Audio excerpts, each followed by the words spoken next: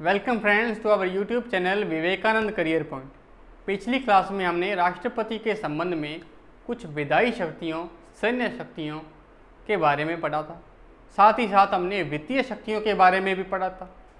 हमारी आज की इस क्लास में हम राष्ट्रपति की आपातकालीन शक्तियों के बारे में कुछ बातें, कुछ प्रावधान जानेंगे और साथ ही जानेंगे कि राष्ट्रपति के पास उन शक्तियों के संबंध में किस प्रकार की पावर है और जानेंगे देश में आपातकाल संबंधी क्या क्या प्रावधान है। तो आज की हमारी क्लास जो है वो बेसिकली आपातकाल को लेकर ही रहेगी। आपातकाल की हम बात कर लेते हैं, इमरजेंसी की हम बात कर लेते हैं। तो सबसे पहली और सबसे इम्पोर्टेंट बात कि भारतीय संविधान के भाग संख्या 18 में, ध्यान से सुनना मित्रों, हमारे संविधान के अंतर्गत टोटल 22 भाग हैं। उन 22 भागों में से आपका एक भाग है भाग संख्या 18, जिसमें आपातकाल संबंधी प्रावधान वर्णित है। और भाग संख्या 18 के अनुच्छेद 352 से लेकर अनुच्छेद 360 तक में जितनी भी बातें हैं वो सारी की सारी बातें, प्रावधान, उपबंध आपातकाल से संबंधित हैं। क्लियर यहाँ तक? और आपातकाल संबंधी ये सारे के सारे प्रावधान हमने भारत शासन अधिनियम, ध्यान से सुनना मित्रों, भारत शासन अधिनियम 1935 से ग्रहण जो है वो किए गए। तीन बातें होगी। पहली, संविधान के किस भाग में उल्लेखित है, तो हमने कहा भाग संख्या 18 में। सेकंड, किन अनुच्छेदों के मध्य है, तो 352 से 360 के मध्य है। थर्ड, कहाँ से लिए गए हैं, स्रोत क्या हैं, तो हमने कहा भारत का शासन अधिनियम 1935, वहाँ से हूबहू हमने उठाए हुए हैं। क्लियर? अब तीसरी बात कि कितने प्रकार के आपातकाल वर्णित है, तो हम कहेंगे साहब 3 प्रकार के आपातकाल वर्णित है। अब 3 प्रकार के हैं कौन कौन से, तो सबसे पहला जो आपातकाल का प्रकार है वो है राष्ट्रीय आपातकाल, नेशनल इमरजेंसी, है ना। दूसरे प्रकार का जो आपातकाल है, जिसको नॉर्मली हम राष्ट्रपति शासन के नाम से पुकारते हैं, राष्ट्रपति शासन, प्रेसिडेंशियल रूल के नाम से हम पुकारते हैं। हालांकि अगर आप देखोगे संविधान में इस शब्द का, यानी कि राष्ट्रपति शासन शब्द का उल्लेख संविधान में नहीं है। संविधान में इसके लिए एक अलग शब्द का प्रयोग किया गया है। ये हमारे जो मीडिया कर्मी हैं या हमारे जो राजनीतिज्ञ हैं या आम बोलचाल की भाषा में इसे राष्ट्रपति शासन नाम दिया गया है। संविधान में ऐसा कोई शब्द आपको नहीं मिलेगा। और तीसरे प्रकार का जो आपातकाल है उसे हम वित्तीय आपातकाल की संज्ञा देंगे मित्रों, वित्तीय आपातकाल की। तो 3 प्रकार के आपातकाल भारतीय संविधान के अनुच्छेदों में वर्णित है। बात करें राष्ट्रीय आपातकाल की, तो राष्ट्रीय आपातकाल का उल्लेख अनुच्छेद 352 में है। और राष्ट्रपति शासन की, तो राष्ट्रपति शासन का उल्लेख अनुच्छेद 356 में है। और वहीं वित्तीय आपातकाल की अगर आप बात करो तो वित्तीय आपातकाल का उल्लेख आर्टिकल 360 में है, अनुच्छेद 360 में है। तो इस प्रकार तीनों अनुच्छेदों में अलग अलग प्रकार के आपातकालों का वर्णन है। 1 बाय 1 जानते हैं कि किस प्रकार के आपातकाल के लिए संविधान में किस प्रकार के प्रावधान वर्णित हैं। तो सबसे पहले हम जिस आपातकाल पर बात करेंगे वो हमारा रहेगा राष्ट्रीय आपातकाल, यानी कि अनुच्छेद 352 पर जो है वो हम आज डिस्कस करने वाले हैं। तो मैं बात कर रहा हूँ अनुच्छेद 352, हमारे देश का राष्ट्रीय आपातकाल। क्लियर? अब राष्ट्रीय आपातकाल के बारे में जितनी भी बातें आपने पढ़नी हैं वो सारी की सारी बातें हम क्वेश्चन फॉर्म में प्रश्न के अनुसार जो है वो पढ़ने का प्रयास करेंगे। सबसे पहली बात, राष्ट्रीय आपातकाल की घोषणा संविधान के किस अनुच्छेद में है, हम कहेंगे अनुच्छेद 352 में। सेकंड बात, राष्ट्रीय आपातकाल की घोषणा करता कौन है मित्रों, ये बात। सेकंड बात, राष्ट्रीय आपातकाल की घोषणा किसकी सिफारिश पर की जाती है, सिफारिश कौन करेगा। दो बात, राष्ट्रीय आपातकाल का अनुमोदन कौन करेगा, यानी कि संसदीय अनुमोदन। संसदीय अनुमोदन की हम बात करेंगे, यानी कि जब राष्ट्रपति की घोषणा राष्ट्रीय आपातकाल की जब घोषणा हो जाती है तब उस समय के अंतर्गत जो है वो उस आपातकाल की घोषणा को संसद के दोनों सदनों से परमिशन दिलवानी जो है वो ज़रूरी होती है, यानी कि संसदीय अनुमोदन की आवश्यकता होती है। और बात करें संसदीय अनुमोदन की तो हमारा यहाँ तात्पर्य है संसदीय अनुमोदन की समय सीमा, यानी कि कितने समय के अंतर्गत उस आपातकाल को अनुमोदन मिल जाना चाहिए। फर्स्ट बात ये। सेकंड, संसदीय अनुमोदन मिलने के पश्चात उसका कार्यकाल कितना रहेगा, उसका टाइम पीरियड, यानी कि आपातकाल का टाइम पीरियड कितना रहेगा, कितने समय तक वह लागू रह सकता है। ठीक। और फिर सबसे इम्पोर्टेंट और सबसे महत्वपूर्ण बात कि किन आधारों पर हमारे देश में आपातकाल लगा हुआ है, ये बात भी कर लेंगे। और साथ ही साथ यह भी देख लेंगे कि कब कब भारत में अब तक कब कब राष्ट्रीय आपातकाल की घोषणा की जा चुकी है। ठीक। अब राष्ट्रपति के संबंध में इनके क्या क्या प्रावधान हैं वो साथ ही साथ हमारे पैरेलल चलते रहेंगे, वो भी हम चीज़ें क्लियर कर लेंगे। तो चलिए सबसे पहले हम बात करते हैं कि राष्ट्रीय आपातकाल की घोषणा कौन करता है। राष्ट्रीय आपातकाल की घोषणा जो है वो किसके द्वारा की जाती है। तो ध्यान से सुनना मित्रों, हमारे देश के अंतर्गत ये पावर जो है ये सौंपी गई है हमारे देश के राष्ट्रपति को। राष्ट्रपति ही वो व्यक्ति है जो देश के अंतर्गत राष्ट्रीय आपातकाल की घोषणा करता है। क्लियर। लेकिन राष्ट्रपति ये अपने हिसाब से नहीं करता, इसके लिए दो शर्तें हैं। शर्त नंबर एक कि उसे सिफारिश माननी पड़ती है, यानी कि कोई ऐसी संस्था है, कोई ऐसी संस्था है संस्था को जिसकी सिफारिशों को राष्ट्रपति मानता है। दूसरी शर्त ये कि कुछ आधार हैं, कुछ बेसिस हैं, कुछ ग्राउंड्स हैं और जिन आधारों पर ही राष्ट्रीय आपातकाल की घोषणा की जाती है। यहाँ दो बातें आवश्यक है। सबसे पहली बात किसकी सिफारिश पर, तो यहाँ सिफारिश में आंसर आएगा आपका मंत्री मंडल। मोस्ट इंपॉर्टेंट है मित्रों, ध्यान से सुनना। यहाँ मैं कतई मंत्री परिषद शब्द नहीं लिख रहा। मंत्री परिषद एक अलग संस्था है और मंत्री मंडल एक अलग संस्था है ना। मंत्री मंडल को ही एक और नाम से भी हम सामान्यतः जानते हैं और वो है हमारी कैबिनेट। क्लियर।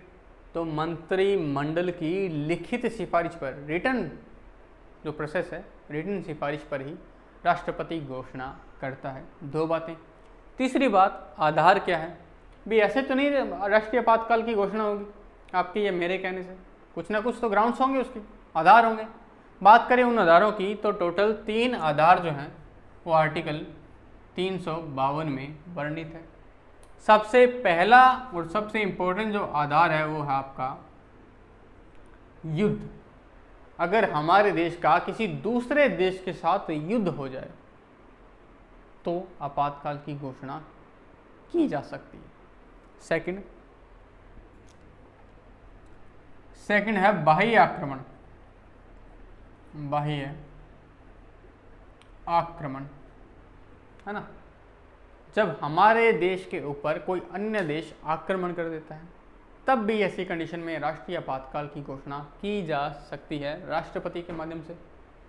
और तीसरा और अन्य महत्वपूर्ण फैक्ट है सशस्त्र विद्रोह, हथियारबंद विद्रोह। जब हमारे देश के लोग ही हमारे देश की सरकार को गिराने के लिए हथियारबंद विद्रोह कर देती हैं तब ऐसी कंडीशन में भी आपातकाल लागू हो सकता है। सशस्त्र विद्रोह से हमारा तात्पर्य यही रहता है। सशस्त्र विद्रोह से हमारा मतलब ये नहीं होता कि हम आपस में ही लड़ते रहें, वो सशस्त्र विद्रोह में काउंट नहीं होगा। सशस्त्र विद्रोह का तात्पर्य है जब सरकार को गिराने के लिए, तख्ता पलट के लिए जनता जो है वो हथियारबंद होकर काम करें, वो हथियार सशस्त्र विद्रोह में काउंट होगा। ये तीनों ही बातें क्लियर यहाँ तक। चलिए अब आगे बात करते हैं। अब बात करते हैं कि मान लो घोषणा हो गई, आधार मिल गया, सिफारिश मिल गई, राष्ट्रपति ने घोषणा कर दी। अब उसे परमिशन भी चाहिए। परमिशन किसकी? संसद की। क्लियर। अब संसद की परमिशन जो है वो उसे केवल 1 माह के अंतर्गत लेनी पड़ेगी मित्रों।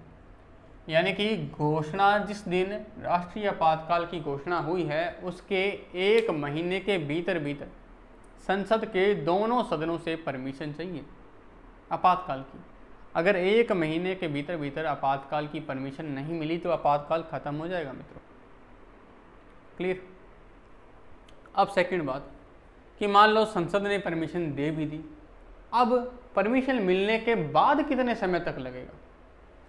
तो परमिशन मिलने के बाद वह मात्र जो है वो 6 महीने तक ही लागू और रह सकता है। कितने महीने तक? 6 महीने तक ही लागू रहेगा।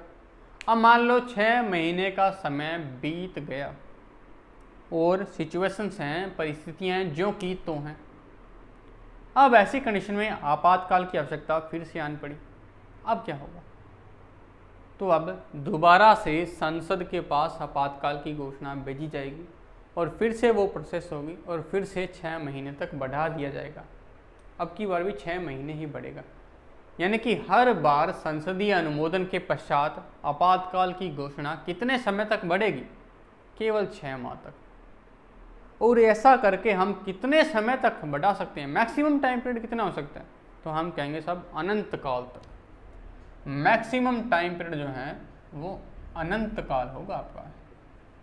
6 महीने करके आप अनंत काल तक उसको बढ़ा सकते हैं। 2 बातें। अब वापस आते हैं संसदीय अनुमोदन पे। हमने ये देखा कि संसद जो है वो अपना जो भी काम है वो बहुमत के आधार पर करती है ना। और बहुमत भी कई प्रकार के होते हैं। उन्हीं में से एक बहुमत है यहाँ जिसे हम कहेंगे विशेष बहुमत। ध्यान से सुनना मित्रों, जिस बहुमत से संसद जो है वो ये उद्घोषणा का प्रस्ताव पारित करेगी उस बहुमत का नाम है विशेष बहुमत। विशेष बहुमत यानी कि उपस्थित व मतदान देने वाले सदस्यों का 2/3 बहुमत। 2/3 बहुमत यानी कि लगभग 66% बहुमत अगर मिलेगा तब जा करके संसद परमिशन देगी आपातकाल की घोषणा को। और अगर आपातकाल की घोषणा की परमिशन मिल जाती है तो 6 महीने तक लगा रहेगा और 6 महीने करके हम अनंत काल तक उसे बढ़ा सकते हैं। ये है राष्ट्रीय आपातकाल के संदर्भ में कुछ बातें। अब हम बात करते हैं कि कब कब जो है वो राष्ट्रीय आपातकाल हमारे देश में लगा है। तो अब तक राष्ट्रीय आपातकाल टोटल 3 बार जो है वो लग चुका है। कुल 3 बार आपातकाल की घोषणा की जा चुकी है। सबसे पहली जो बार है वो लगा था 1961 में, जब भारत और चाइना के मध्य युद्ध हुआ था। सेकंड टाइम जो है वो लगा था 1972 में, जब भारत और पाकिस्तान के मध्य युद्ध हुआ था और दुनिया की धरती में एक बिल्कुल नए देश का जन्म हुआ जिसे आज हम हमारे पड़ोसी बांग्लादेश के नाम से जानते हैं।